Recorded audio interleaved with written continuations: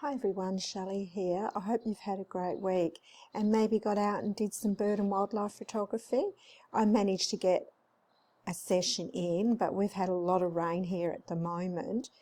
This video is going to be about creative photography in the field, but it's more about exposure and what your intent is. And a great video to look at is one of my most successful videos on stunning backlight effects, and you can see that up here if you go to the link, and that might just help you to understand a bit more about what I'm talking about in this video. Exposure is not just about getting your image correct, it's about your intent and what you intend on achieving when you're taking a photo. And I think with the series of videos that I've done on different light techniques, that this particular video will help you to sort of really understand what I'm talking about when you're in the field trying to get those creative shots and really utilize the light that you're getting on the day.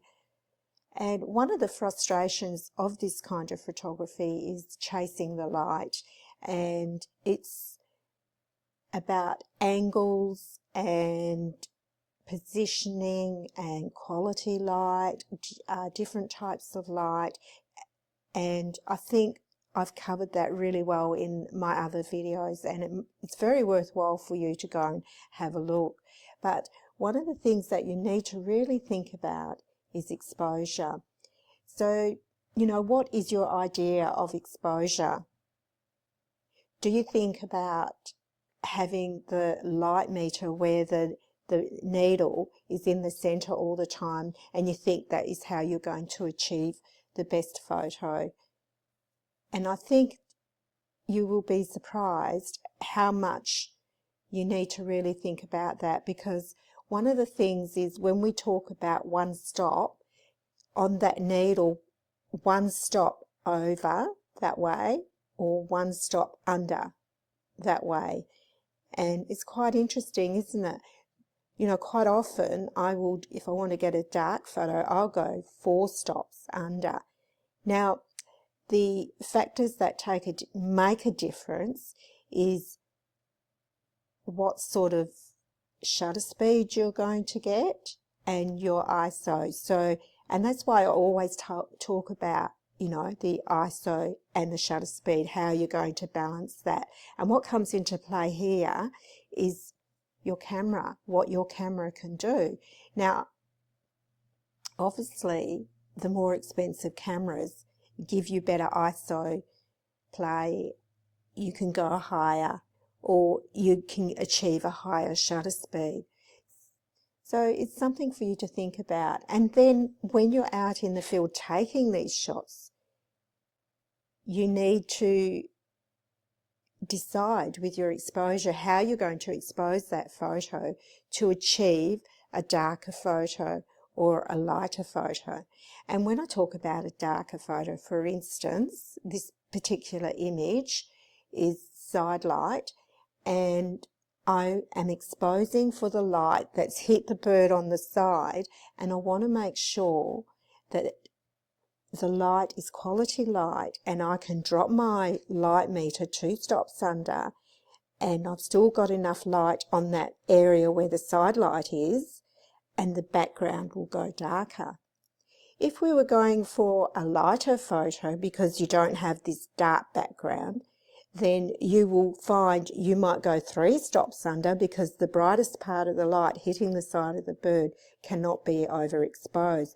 So all you're exposing for is getting that light down so that nothing is overexposed on the side of your image. And it's very important that you take that into consideration, because side light is the side light of where it is, and you could get different effects where there's a bit of side light there and it's dropping off, and then the light's a bit stronger in another area of the photo. And so you need to make sure that none of that is overexposed.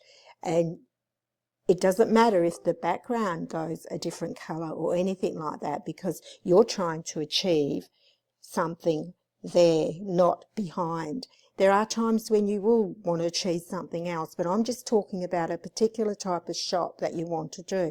And that's what you've got to remember. When you're out in the field, you're going for a particular type of shot.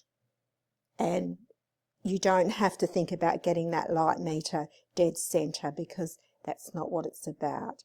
You can let the machine, which is the camera, do it for you. But if you're not really aware of what you want to achieve and you let the camera decide, then you're going to be very disappointed when you get home and look at your image on the screen. And then you're going to look at photos by other creative photographers and say, I don't know how you got that shot.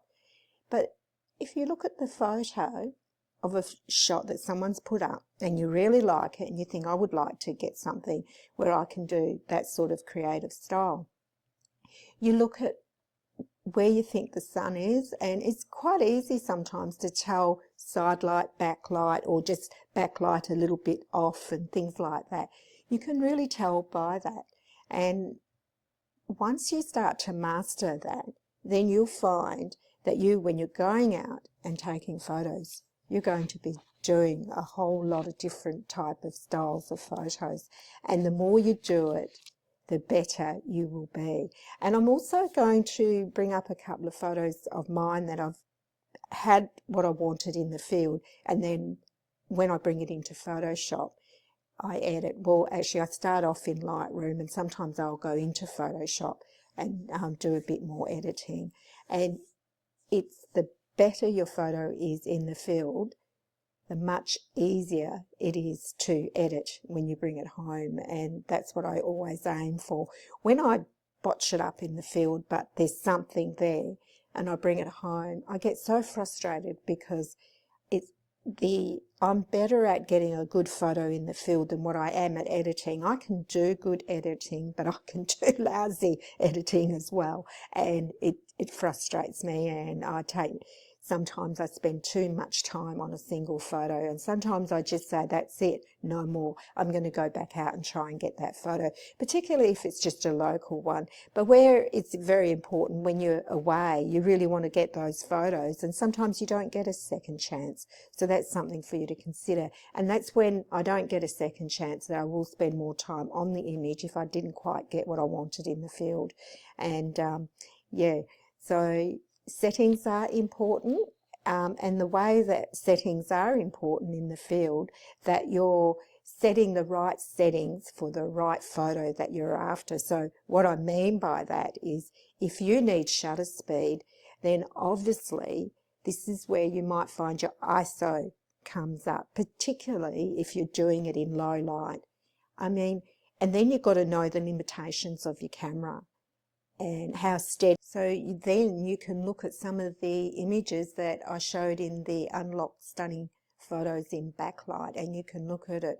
And also you've got side light, high key shots, all those sorts of things. And you know, one of the things with high key shots is you need quality light. And I find, you know, like sometimes people think that just going out when it's very cloudy that you're going to get a good shot. You will get a good shot, but it's harder to get a stunning shot. But when you go out in low light and the sun's coming up but it hasn't quite come over the horizon, you've got this quality soft light. And that's, to me, that's the best high key conditions that you can get. And also when you go out, and one time I went out in the afternoon and there was a slight hazy cloud across the sun, and that was beautiful, absolutely beautiful. It wasn't strong light, but it was good light, it was quality light, and I was able to do high key shots when I wanted to, or I could go for a different type of shot as well. It's about reading the conditions of the light, very important.